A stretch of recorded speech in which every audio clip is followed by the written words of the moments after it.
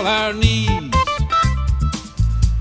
The wild A leisurely walk in the woods. But what's this? Better take a closer look. Oh, it's one of those least wanted posters that warn of an impending alien invasion. Only these invaders aren't extraterrestrials. They're plants. Plants like this one, garlic mustard. I'll be the first to admit that this tenacious plant can be a threat to our landscape. But what bothers me is the venom in some people's voices when they talk about it. This is a plant, not a murderer. We need to adopt a different attitude so that we're not in such an adversarial relationship to the natural world. After all, this plant was important enough to our European ancestors that they deliberately brought it over here to use as a food source.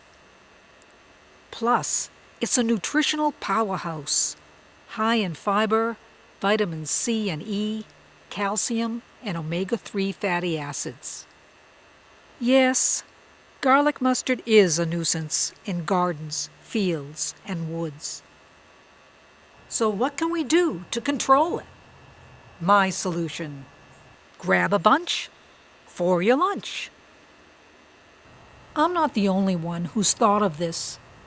Many community groups from Maryland to Ohio sponsor garlic mustard pulls and encourage local chefs to use the plants in their cuisine. That's certainly better than spraying them with pesticides that might harm innocent flora and fauna. This biennial plant is a member of the mustard family. Just about every part of it is edible.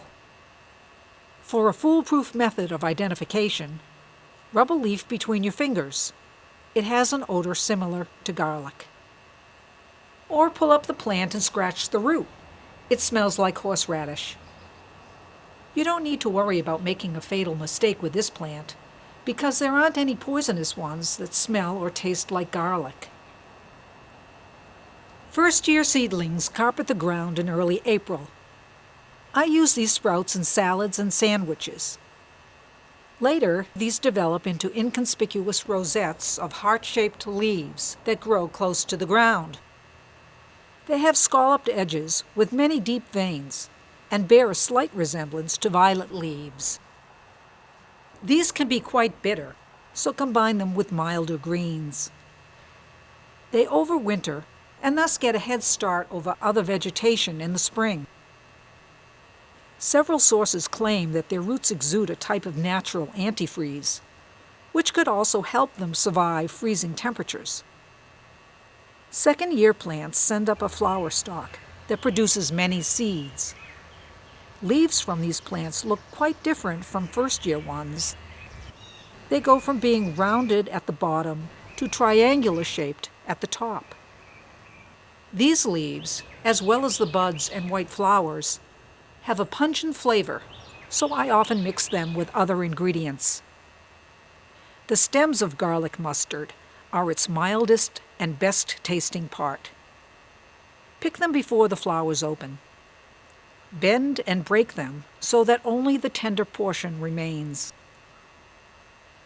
Collect a bunch of these and use them chopped in salads, cooked in soups, or sautéed in stir-fries. It's okay to leave some small leaves and flower buds at the top. Seeds are ready to collect in early July. They're inside long, thin pods that stick up from the light brown stalks. They look like smaller versions of wild rice. There doesn't seem to be a way to collect the seeds without scattering some. What I do is cut the stems and place them in a paper bag. Once I get home, I shake the bag to loosen the seeds from their pods. Often I'll put a white cloth on my lap because when I transfer the seeds from the bag to my container,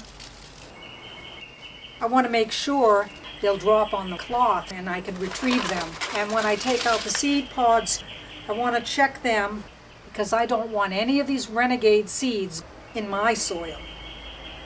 I pick up the seeds and put them into my container so I get every last one. Then I transfer them to a glass jar and store them in the fridge. That way, I'll have some available to sprinkle onto my salads. So eat these seeds to prevent more weeds. Even the roots are edible, though they're fairly small.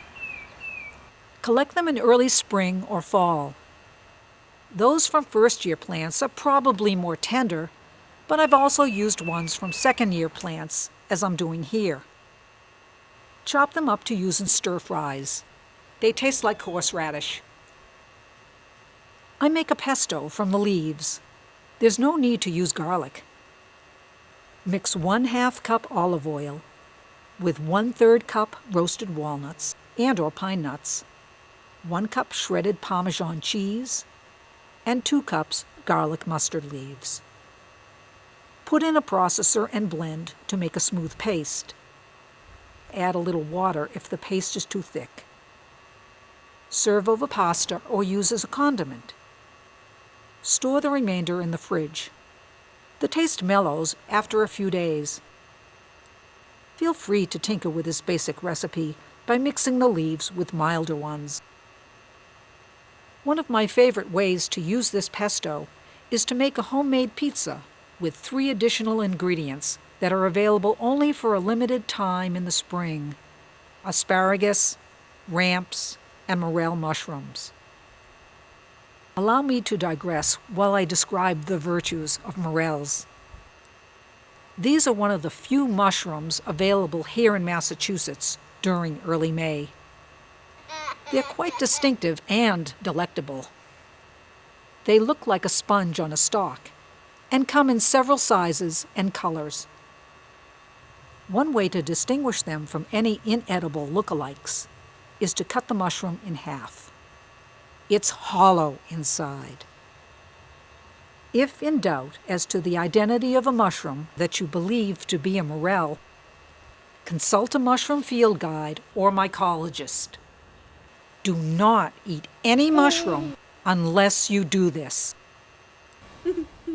To make the pizzas, start out by lightly toasting pieces of bread, then sauté chopped morels and chopped asparagus in butter or olive oil. Spread the bread with a layer of pesto and cover that with the morels, asparagus, and chopped leaves from the ramps. Sprinkle with shredded cheese, place on a tray, and bake until all ingredients are warm.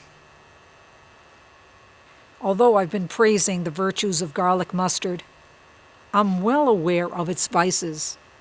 So, never plant this anywhere.